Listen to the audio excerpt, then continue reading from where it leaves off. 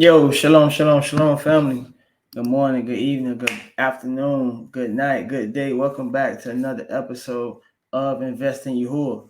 Or maybe this is the first episode of Invest in Yahuah. We actually finna talk about what is Invest in Yahuah. Again, thanks for joining. Thanks for watching. I've already been making some videos on the platform, but I never actually put this video out. What is Invest in Yahuah? What is this platform about? What led to this concept, whatever. So I feel like we need to talk about that. So I'm gonna get right into the slide I got prepared. I don't want to hold y'all up. I really want y'all to stick around and get through to the end because we got some revealing information. We're gonna reveal some things in the scriptures that's gonna help translate to our investment today and our portfolios and everything, wealth strategies, everything like that. We're gonna show you how, again, all this is in the scripture. So I'm gonna get right into it. Stick around to the end, and I hope you enjoy, man. Shalom. Let's get it. So let's start talking about this already. What is Invest in Yahuah? Again, assuming you understand what Yahuah is. Again, first of all, Invest in Yahuah is a branch of our ministry called Living for Yahuah. So obviously that's about a Hebrew faith, the walk, everything we need to be doing in life, immersion, getting into the kingdom, right? That's the bottom line. But also we got to understand the scriptures talk about finance, period. And so investing in Yahuah, it's an understanding, right? It's the teaching and the practice of discipline. So that's a big deal, family, because we understand like keeping the commandments and being righteous, it's a discipline. And just saying that, we can understand how, let's say, financial literacy or budgeting concepts and finance, that's a discipline as well. So keep it simple and say investing who is an understanding about, teaching and doing, applying discipline. So it's about discipline. But when we say invest in who is an understanding, what should you be understanding? And I think this is the most important thing that I've learned and Yahuah has shown me, right, in my journey. And I'm gonna talk about my journey in a little bit, but just the point is just that the word of Yahuah is an asset. You know what I'm saying? That is our greatest asset. Knowing His word, doing His word, having a relationship with the Most High. That's your greatest asset in life, right? The words of a poet and friend of mine, what he wrote, just talking about the Most High word, and like he was saying, the Most High word is more valuable than silver, gold, copper. It is giving us, and He gives us words to live by, practice, and observe. So that's basically the way to sum up what the word is. The word of Yahuah is also a song, and again, other people wrote about it, talk about it. But the point is, the understanding we have to understand is Yahuah's word is our greatest asset, not anything monetary, first of all. So that's the point. And that's what the Torah even hits at. As Hebrews, we should know and understand that nothing comes before the word, and that's what actually gives us our credibility, authority, again, gives us power. Again, knowing the name of Yahuah in itself, right? And we're going to talk about that, but also the culture and the commandments. And that's such a big deal. As we see our brother Moses talking about, as he preparing the children of Yahshua to go into the promised land, 40 years in the wilderness. And he speaks to them like this in Deuteronomy chapter 4, verse 5. It reads, "See, I have taught you statutes and rules as Yahuah my Elohim commanded me, that you should do them in the land that you are entering in to take possession of it." It says, keep them or guard them and do them, for that will be your wisdom. That will be your wisdom. These laws and commandments, it is our wisdom and our understanding in the sight of the peoples. This is such a big deal. Keep them and do them, for that will be your wisdom and your understanding in the sight of the peoples, who, when they hear all these statutes, will say, surely this great nation is a wise and understanding people. So that's very important. For what nation is there that has Elohim so near to it as Yahuah, our Elohim, is to us whenever we call upon Him? And what great nation is there that has statutes and rules so righteous as all this Torah that I have set before you today. And I could stay right here for a long time, but I'm going to try not to. This is just, again, a reference in the scripture to show that the forefathers and even Yahuah, and passing down this to our forefathers, want us to understand our wisdom and our understanding is Him, is the Torah. So invest in Yahuah is the premier investment concept, because we start with like a cultural top-down perspective, right? Of putting Yahuah first, basically. That's the point. So what does it mean to invest in Yahuah? Obviously, assuming everybody know what Yahuah is, right? Everybody know who Yahuah is. Basically, the understanding is the understanding that the set apart scriptures speak and guide us in financial matters, right? So we use these principles, we could obtain money, precious metals, stones, precious stones, stuff like that, credit, debt, financial investments, etc. Again, the scriptures not only speak of financial matters, but it advises us in financial matters. So it go deep. So that's what we want to get into again. So that's why we have to have that understanding, and then we begin to understand wealth, right? Understanding wealth, real wealth. What is it, right?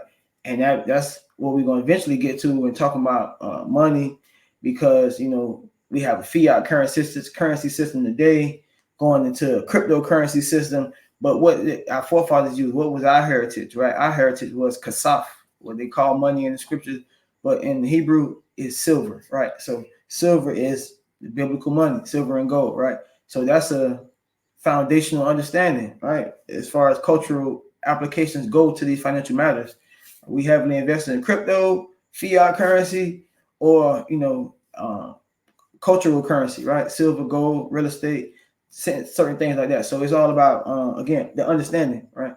So the understanding, speaking about that, the understanding of investing in Yahuah should be understood. So we want to explain that through definition, right? So obviously, invest is a verb, again, to expend money with the expectation of achieving a profit or material result by putting it into financial plans, shares, or property, or by using it to develop a commercial venture, right? So that's one definition of invest, very modern definition. But it's another definition too I have highlighted. It says, like, the first one is like with no object. This is with the object. To devote, kind of invest as in to devote, right? Devote one's time, effort, or energy to a particular undertaking with the expectation of a worthwhile result. So it's kind of more an investment we're talking about, to devote ourselves to Elohim. That's the most important investment, right? And what is Yahuah? And just so we understand, we're going to talk more about this, all the channels, everything we do, but I want to make sure it's highlighted here, at least in this Invest in Yahuah explanation video, so everybody understand what is Yahuah, who is Yahuah. In the Hebrew, it's the Strong's number H3068. Very important Strong's number. That is the concordance number and the number in the lexicon to do more research, right, on this Hebrew term. So the word is Yahuah, right, which is the proper name of the Creator, right? And it means in the Hebrew language, in the Abadic language, the existing one, right? So it means he exists. So he is, he lives, he is. So Yahuah is living. That's his name. That's what his name means. So we investing in Yahuah, right? That is the mighty one of the Hebrews, and he has given us, again, commandments, knowledge, wisdom, and understanding. So we are his servants, right? His children. We breaking down his word, sharing it, but principally and primarily, we are invested in Yahuah, right? So that's the definition. So again, it's just as these investment terms and Strong's numbers, they all serve as to be this reference point and the starting point for more study, more research. This is just like the beginning. I'll give you guys just a little bit brief explanation, right? So basically, this is all summed up in the writings of the Hebrews. In Proverbs chapter 4, verse 7, it reads, "Wisdom is the principal thing. Therefore, get wisdom. And with all your getting, get understanding." Right? So like I said, invest in Yahuah. It's an understanding understanding you want to have. You want to devote yourself to Yahuah. That's the first thing, and then all things going to be added to you, right? So we're going to talk about that scripture later. But the point is, this the definition in terms, invest in Yahuah.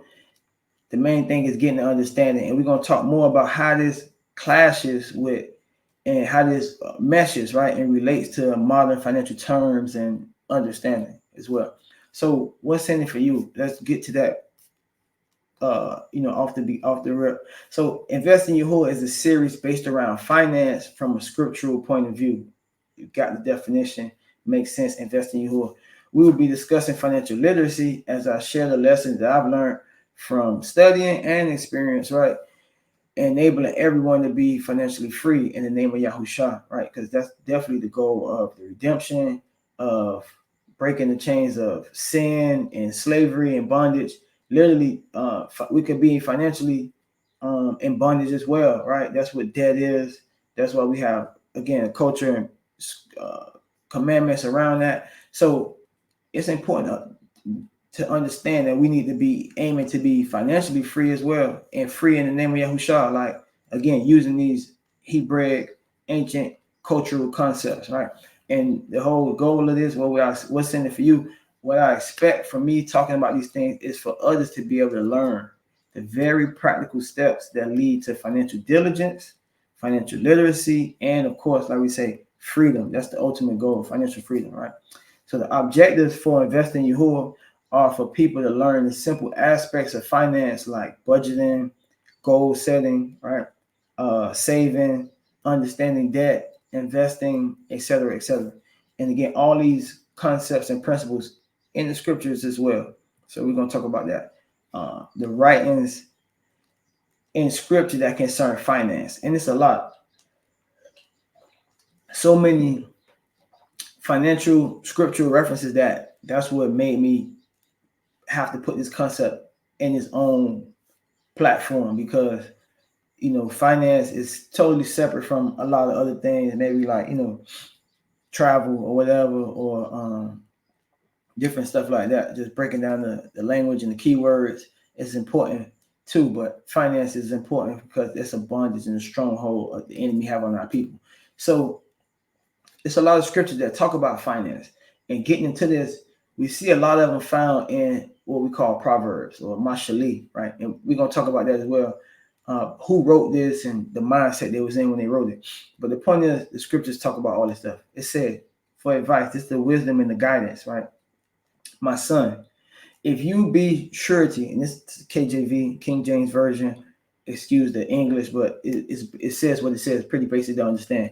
My son, if you be surety for your friend, if you have stricken your hand with the stranger, deliver yourself as a roe from the hand of the hunter, and as a bird from the hand of the fowler.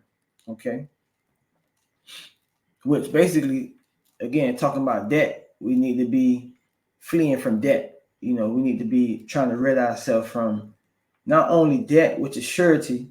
Scripture talk about that. We go more into that, but also basically co-signing, being debt or a co-signer for somebody else. So it's, again, commandments and just precepts written about these age-old situations. Again, Proverbs chapter 10, verse 15. The rich man's wealth is his strong city, but the destruction of the poor is their poverty. So again, we're getting into socioeconomic concepts right here, talking about how the rich is always building, investing, how they got the strong city.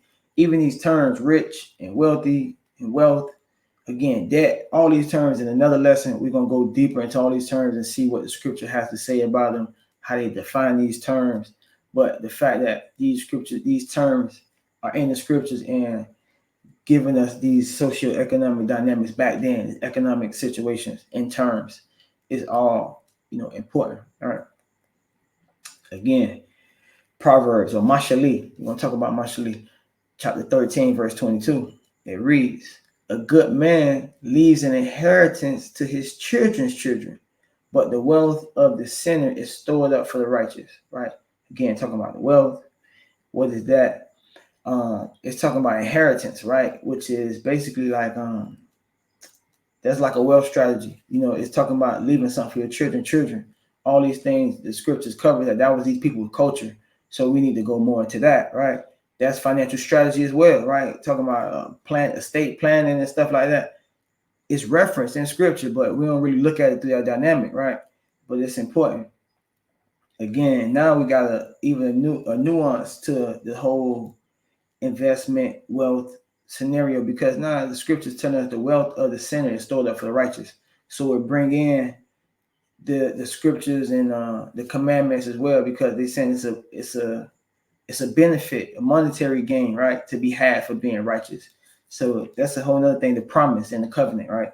So continuing on, Proverbs chapter 17, verse 18, it reads, a man void of understanding. So we just talked about how it's investing Yahuah is about having an understanding, right? A man void of understanding shakes hands in a pledge. He becomes a grantor in the presence of his friend. So again, we talk about shaking hands in the pledge.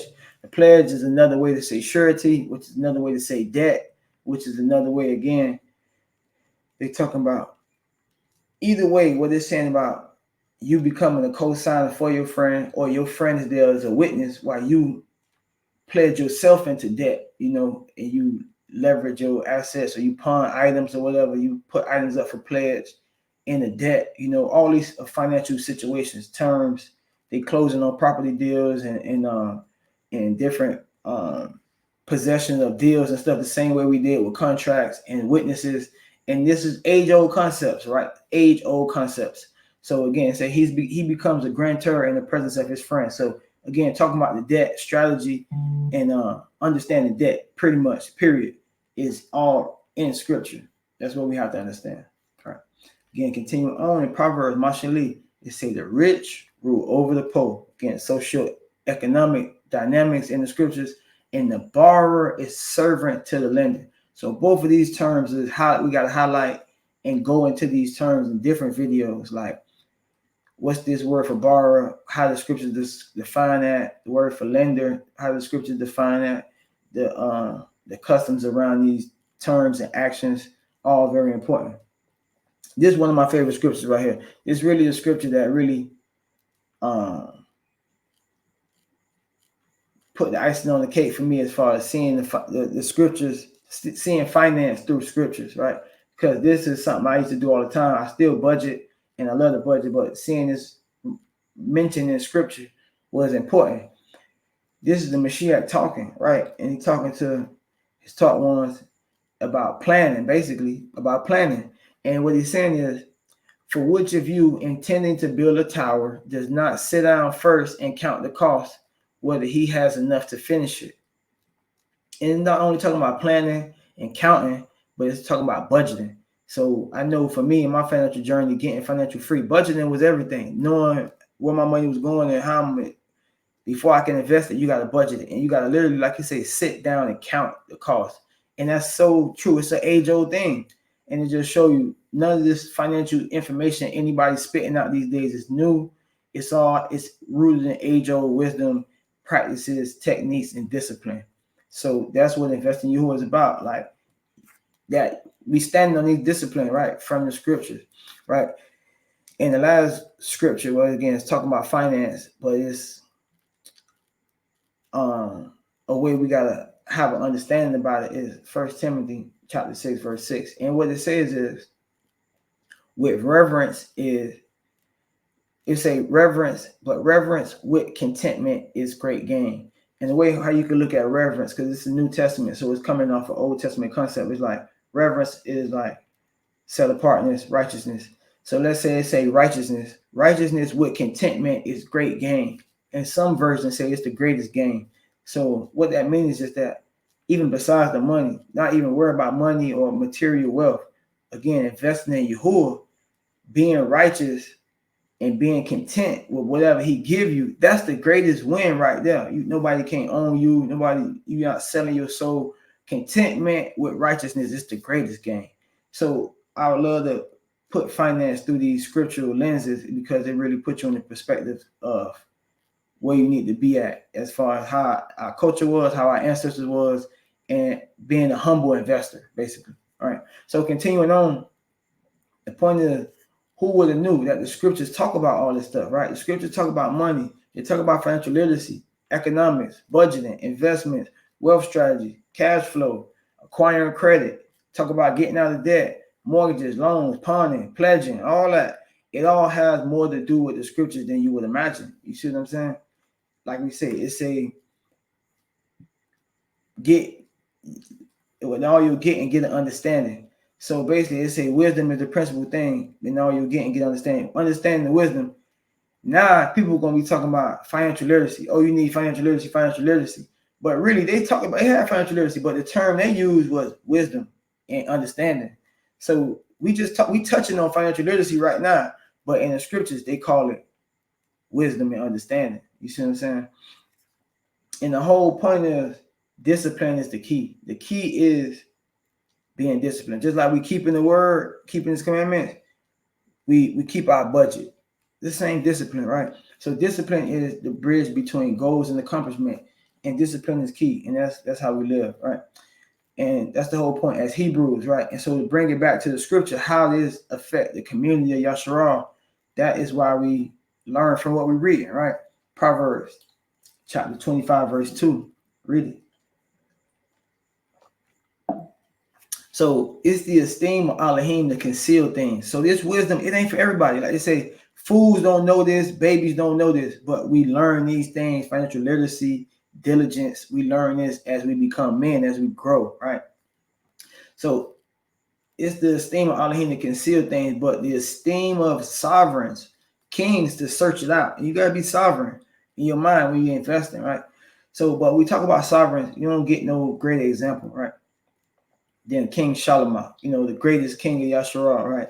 One of the wealthiest, right? For sure. So after explaining about what is investing in Yahuah, literally, we talk about wisdom and understanding because that's financial literacy, right? We understand discipline, discernment.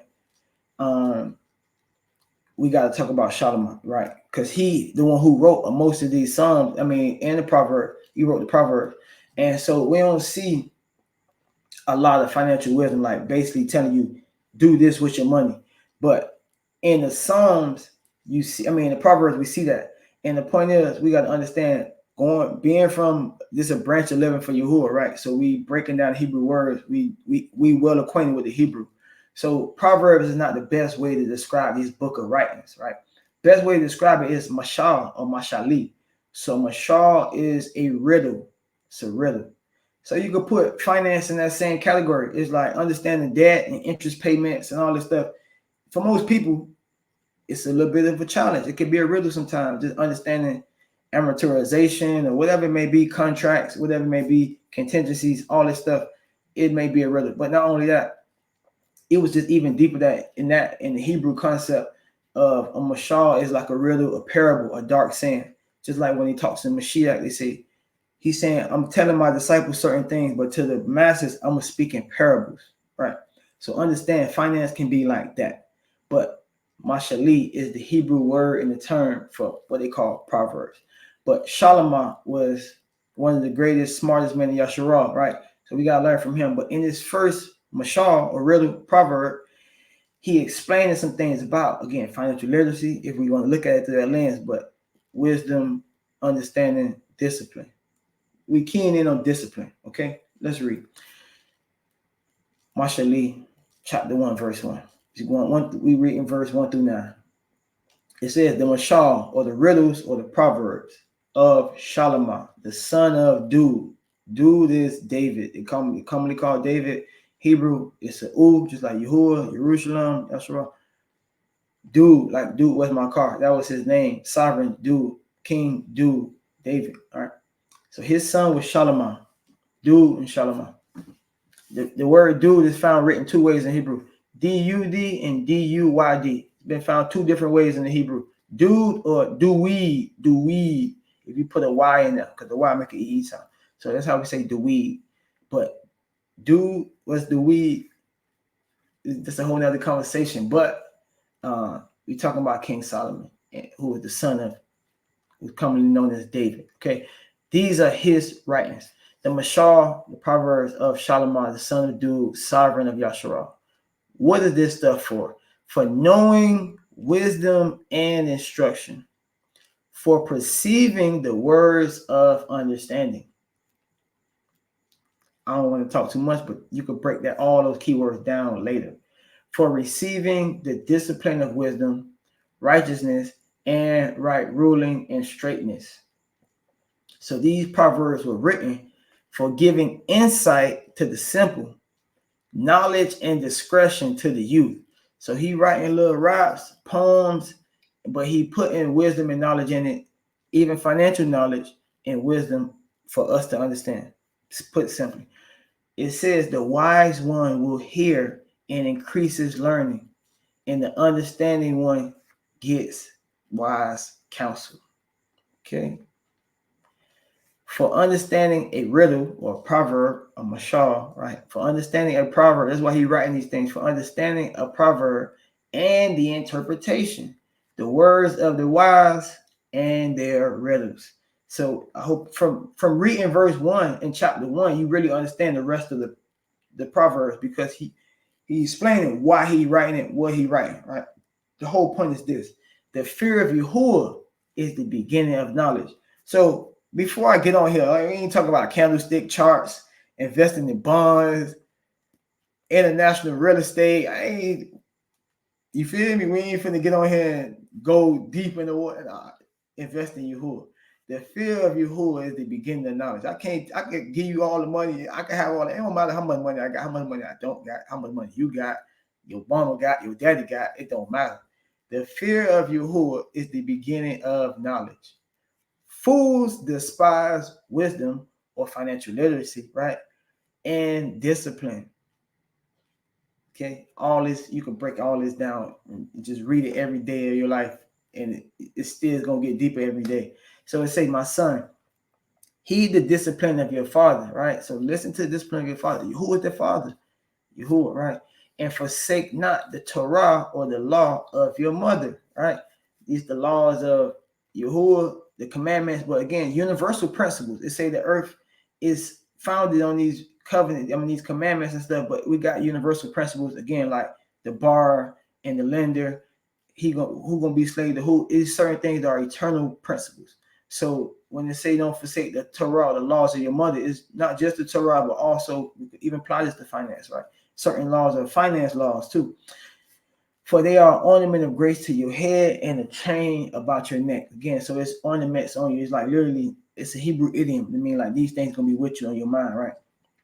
So the key is, this is about discipline.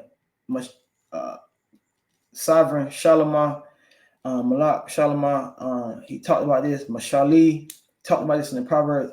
Heed the discipline of your father. So the whole thing about investing in Yahuah, the concept, the understanding, can you retain discipline? It's about discipline. And he's also financial terms for us to consider. Discipline and guidance, because that's what we talked about. And he was saying that's for guidance. You see what I'm saying? And another mashal, right? A riddle. Like you say, these is for giving insight to the simple, making knowledge for the young, for the youth. So that's what investing in Yahuah is about, man. It's just a guidance, a platform for just the community of Yasharal, like-minded financial believers, but they create that guidance, not just counsel, but community, you feel me, of investment ideas, concepts, So listen, Mashali, chapter 11, verse 14 through 16. Without guidance, the people fall, but in a great counselor, there is safety. Who is that great counselor? You see it say, forsake not the Torah of your mother. But we know the Torah is like, it's the word. The word is flesh, the word Mashiach. So much symbols and emblems to the Hebrew culture that this hit a lot deeper for us. But we're looking at it through a financial perspective, right? So thus says Yahuah, stand by the roads and look, and ask for the ancient path, where the good way is, and walk in it, and find rest for your souls. But they said, we would not walk in it. So we're talking about, again, creating a community of like-minded believers, creating some guidance for our families, for our children, as far as investment goes. And that's what we want to do. That's what our forefathers did. That's what we have to do. It's going to be for some people. It's going to not be for some people. And that's okay. But we want to go in the ancient path. And like we say, have a collective and and continue to build as the body of Yahshua and invest in Yahuah. And that's all, again, ways how we bringing these age-old, ancient Hebrew cultural concepts to the modern day. You see what I'm saying? Because what Yahuah said is Jeremiah or Yahuah, right? Chapter 29, verse 11. For I know the plans I have for you, says Yahuah. They are plans for good and not for disaster, to give you a future and a hope. So that's the point. That's what investing in Yahuah about. You see, Yahuah trying to do all of this. He trying to do this to raise up our people, raise up the nation, but we got to apply these principles. But a lot of them financial as well. We ain't even talk about tithes. That's a lesson. Talk about the 10th. The 10th was a financial commandment. They had a tithe of the sanctuary, even whether you paying tithes or not, or giving free will offerings, which you talk about that. But we were supposed to pay a shekel for the sanctuary. It was supposed to be a certain treasury. Our nation has a treasury. We got to talk about the treasury. And we ain't talk about a lot of the concepts yet that it tell us about borrowing and lending from each other without interest. So we ain't even talk about all that. We're going to get to that. Investing Yahuah is about all of that. Those concepts, those scriptures, we're going to break them down from the Hebrew concept. And we're going to bring it to modern day. Again, our investment community, how we can invest with each other, how we can invest among each other and grow our wealth as a nation, simply put. So it's been your brother, Yahuah Yahshua, explaining what is investing in Yahuah, the concept, why this branch in our ministry, and how you guys can join us and help us. So if you like the content, leave a comment, like, subscribe, share it with a friend so we could join the community together.